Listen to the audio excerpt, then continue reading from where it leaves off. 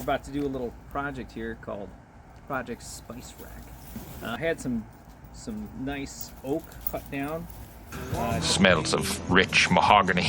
And anyway, had them cut down into strips so that we could fabricate our own little spice rack at the end of our kitchen island.